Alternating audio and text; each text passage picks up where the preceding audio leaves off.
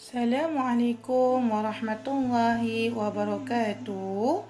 Apa khabar murid-murid tahun 5? Muallimah harap semua dalam keadaan sihat insya-Allah.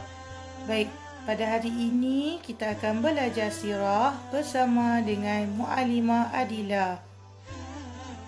Baik, jom kita belajar. Baik, pada hari ini kita akan belajar pelajaran yang pertama, tajuk iaitu Perang Badar. Buku yang Muallimah gunakan ini ialah buku teks Lajnah, iaitu daripada silibus UP3. Baik, kamu tak ada buku ni, Muallimah akan sediakan nota. InsyaAllah Muallimah akan kongsikan dalam grup Telegram dan juga Muallimah akan kongsikan video. Jadi, kamu boleh rujuk pada video Muallimah dan nota yang Muallimah akan kongsikan dalam grup Telegram. Baik, jom kita teruskan. Baik, kita mulakan dengan latar belakang peperangan Badar.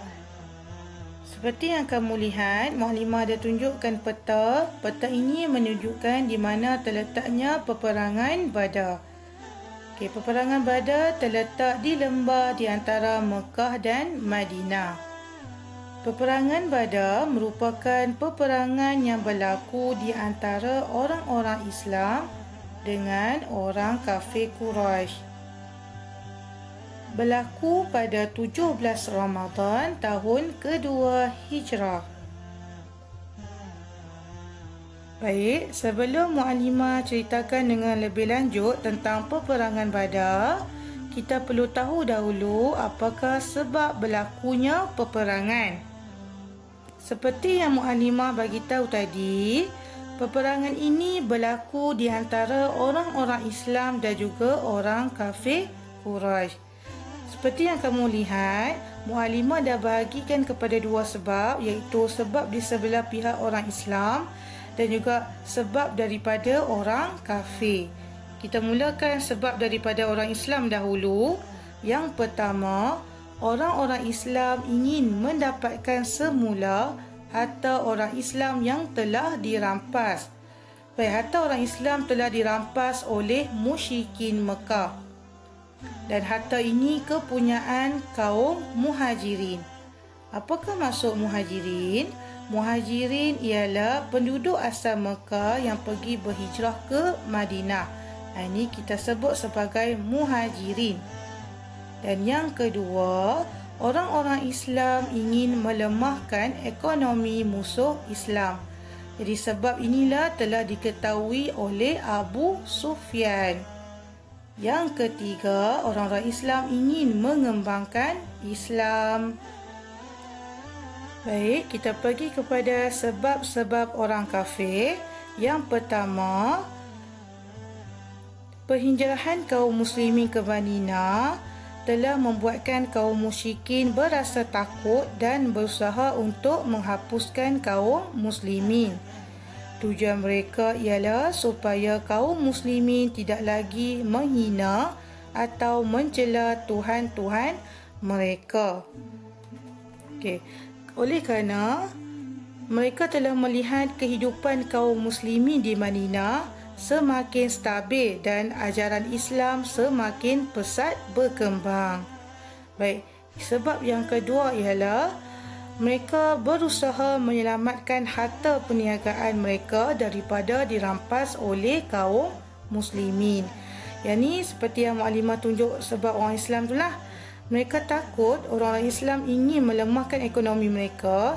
Jadi Abu Sufyan merancang untuk meminta bantuan daripada musyrikin Mekah untuk menentang orang-orang Islam. Dan tentera yang telah dihantar lebih kurang kira-kira 1,000 orang. Jadi orang-orang Islam tidak mengetahui tentang persediaan Quraisy Mekah untuk menentang mereka. Baik, kita pergi semasa peperangan berlaku. Melibatkan tentera Islam dan juga tentera kafir Quraisy. Tentera Islam diketuai oleh Nabi Muhammad SAW dan juga tentera musuh diketuai oleh Abu Jahal. Bilangan tentera yang terlibat, tentera Islam seramai 313 orang dan tentera musuh seramai 1,000 orang. Ini antara strategi tentera Islam. Rasulullah SAW telah berdoa memohon pertolongan dan perlindungan kepada Allah agar umat Islam berjaya menentang orang-orang musyrikin. Allah Subhanahu wa taala telah menurunkan pertolongan kepada tentera Islam dengan menghantar malaikat bagi mengaburi mata musuh yang melihat tentera Islam nampak seperti ramai. Baik, kita lihat kepada hasil peperangan ataupun keputusan peperangan. Bilangan tentera yang terbunuh, seramai 14 orang tentera Islam yang telah syahid dan juga 70 orang terbunuh daripada tentera musuh dan 70 orang lagi telah ditawan oleh tentera muslimin. Baik. Harta perang dibahagikan kepada kaum muslimin.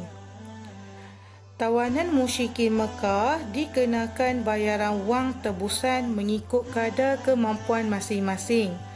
Bagi yang tidak mampu membayar, dikenakan mengajar membaca dan menulis kepada kanak-kanak Islam.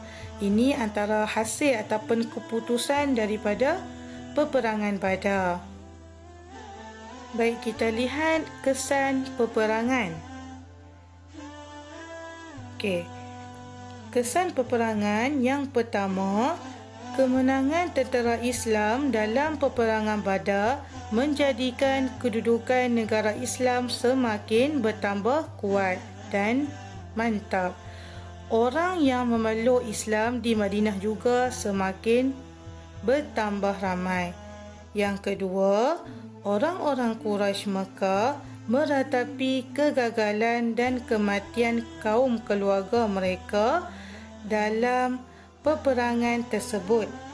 Dan yang ketiga, kaum musyrikin Mekah tidak puas hati dengan kegagalan mereka dan menaruh dendam untuk menuntut bela. Perasaan dendam mereka inilah punca berlakunya perang. Baik, Alhamdulillah telah selesai sudah pembelajaran kita mengenai peperangan Badar. Seperti yang kamu ketahui, umat Islam telah menang pada peperangan Badar dan peperangan Badar ini merupakan peperangan yang pertama bagi umat Islam.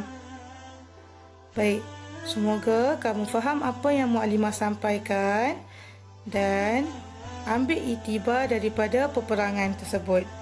Okey, baik, terima kasih. Assalamualaikum warahmatullahi wabarakatuh.